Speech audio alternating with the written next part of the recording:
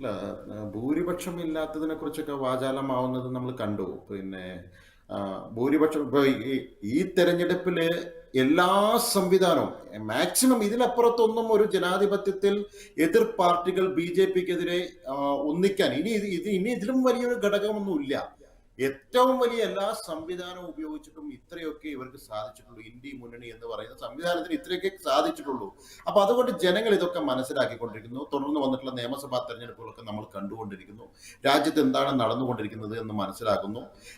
ഒട്ടേറെ വികസന കാര്യങ്ങൾ ജനങ്ങൾ ഇതെല്ലാം മനസ്സിലാക്കുന്നുണ്ട്. വികസന കാര്യങ്ങളിൽ കുതിച്ചുചാട്ടം ഉണ്ടാകണമെങ്കിൽ ഇത്തരത്തിലുള്ള നിയമനിർമ്മാണങ്ങൾ നടത്തണം, നിയമങ്ങൾ നടപ്പിലാകണം.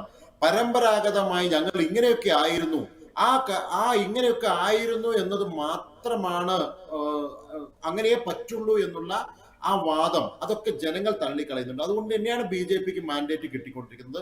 ബി ജെ പിയുടെ പ്രകടന പത്രികയിൽ ഉണ്ടായിരുന്നിട്ടുള്ള കാര്യങ്ങളാണ്.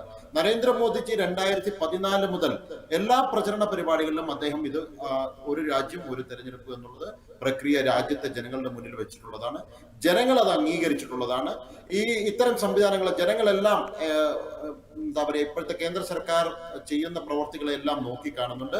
രാജ്യത്ത് മുഴുവൻ തെരഞ്ഞെടുപ്പ് നടക്കുന്ന പ്രക്രിയയിലെല്ലാം അത് കണ്ടുകൊണ്ടിരിക്കുന്ന ഒരു സാഹചര്യം. പിന്നെ ഷാബു സാറ് സൂചിപ്പിച്ചു, മറ്റു കാര്യങ്ങളിലേക്ക് ഞാൻ കടക്കുന്നില്ല. കാരണം തെരഞ്ഞെടുപ്പ് തോറ്റാൽ മറ്റ് രാഷ്ട്രീയ പാർട്ടികളും കഴിഞ്ഞ പ്രതിപക്ഷത്തുണ്ടായിരുന്നവരും ഇത്രയും കാലം 10-60 വർഷക്കാലം രാജ്യം ഭരിച്ചിരുന്നവരൊക്കെ എന്താ ചെയ്യുന്നത് എന്നൊക്കെ ഷാബു സാർ വിശദീകരിച്ചു. പിന്നെ സമ്പത്ത് സാറിന്റെ പാർട്ടിയെ കുറിച്ച് ഞാൻ കൂടുതൽ പറയുന്നില്ല.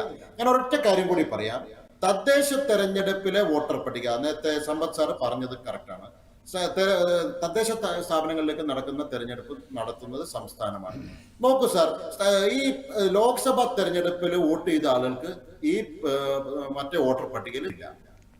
ഒന്ന് ആലോചിച്ചു, ഇതെല്ലാം സുതാര്യമായിട്ട് ഒറ്റൊരു തെരഞ്ഞെടുപ്പും ഒറ്റൊരു വോട്ടർ പട്ടികയാണ് എന്ത് സുഖമായിട്ടുള്ള ജനങ്ങൾക്കല്ലേ ഇതിന്റെ ഗുണം ലഭിക്കാൻ വേണ്ടി പോകുന്നത്.